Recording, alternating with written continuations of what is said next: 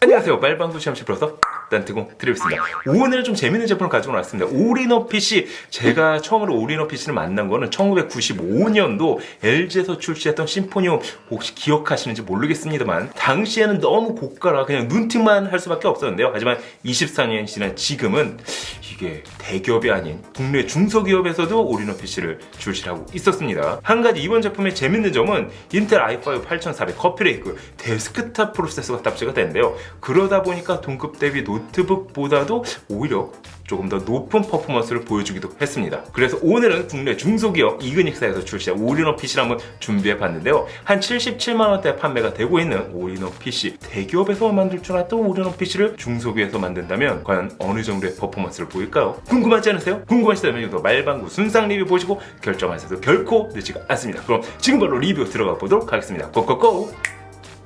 여보 미안해요 오늘도 긁었어.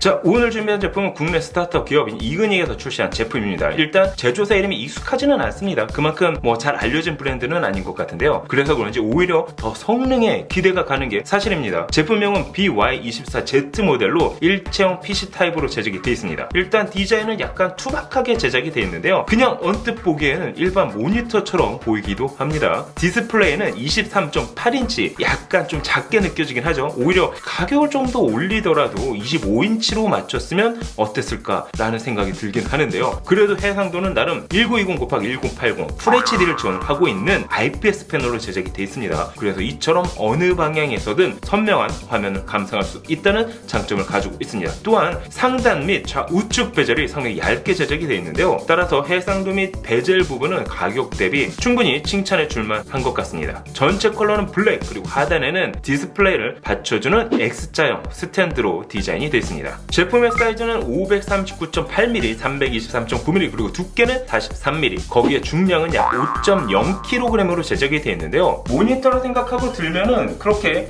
무겁지 않게 가정 내에서 제품을 옮길 수는 있습니다. 특히 이번 제품은 조립 방식으로 제작이 되어 있습니다. 그게 뭐냐? 한마디로 기성품으로 나와 있는 제품을 조립을 해서 하나의 올인원 PC로 완성시킨 제품이라고 할 수가 있습니다. 메인보드는 에이수스에서 출시한 프라임 H3 10T2 제품이 사용이 되었는데요. 이게 재미있는 게 프로세서는 데스크탑 CPU를 사용하지만 램은 노트북 DDR4 램을 사용하도록 디자인이 되어 있습니다. 물론 저전력으로 설계가 되어 있다 보니까 외장형 그래픽카드는 지원하지 않습니다. 이 점은 솔직히 좀 아쉽기는 해요. 거기에 프로세서는 인텔 i5 8400 헥사코어 프로세서를 탑재했습니다. 거기에 램은 DDR4 8GB가 탑재가 됐습니다. 물론 추가 슬롯을 지원하고 있기 때문에 램을 추가해서 사용하는 것도 가능합니다. 스토리지는 NVMe SSD 128GB가 탑재가 됐는데요. 2.5인치 HDD 추가 슬롯을 지원하고 있기 때문에 가능하다면 최소한 500GB 정도는 HDD를 추가해서 사용해주는 것이 좋습니다. 또한 이번 제품은 윈도우 10 홈이 기본적으로 탑재가 되어 있습니다. 단자는 옆면 USB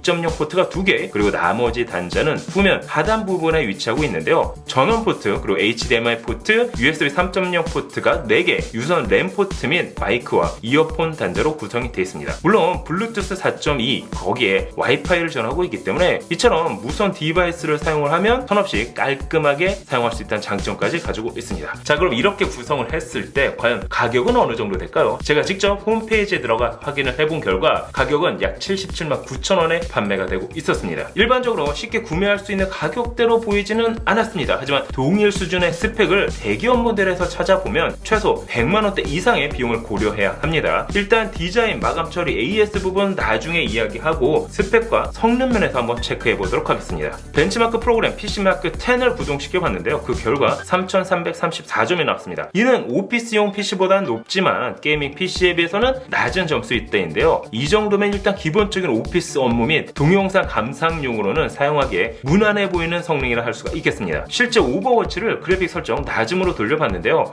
프레임 수가 무려 80프레임 정도가 유지가 되는 것을 확인할 수가 있었습니다. 거기에 높음에서는 30프레임, 그리고 최고 높은 프레임에서는 18프레임 정도를 유지를 했습니다. 하지만 일정 부분 옵션만 타협을 잘 한다면 오버워치 정도는 충분히 돌릴 수 있어 보였는데요. 그래서 이번에는 배틀그라운드를 돌려봤습니다. 아무래도 내장형 그래픽 카드다 보니까 그래픽 설정을 최저로 했음에도 불구하고 8프레임 이하로 떨어지는 것을 확인을 할 수가 있었습니다. 따라서 배틀그라운드 플레이는 어렵다 이렇게 생각하시면 될 것 같습니다. 그리고 최근에는 전에는 검은 사막 게임 구동에 관한 문의가 상당히 많았습니다. 그래서 요번에는 검은 사막 게임을 한번 구동시켜봤습니다. 최고 사양에서는 프레임이 끊기는 현상 때문에 솔직히 게임하기가 좀 어려웠지만 최저 사양으로 돌려본 결과 14에서 한 15프레임 정도가 유지가 됐는데요. 뭐 이 정도면 원활하게 구동된다고 하기에는 솔직히 어렵겠지만 일정 부분 플레이할 수는 있어 보였습니다. 따라서 이번 제품은 기본 대기업 제품의 저사양 모델보다는 확실히 성능 면에서는 좀 우수해 보이는 게 사실이었습니다. 거기에다 가격적인 메리트도 일정 부분 있어 보였는데요. 물론 윈도우 10 홈이 기본적으로 설치가 된 건 역시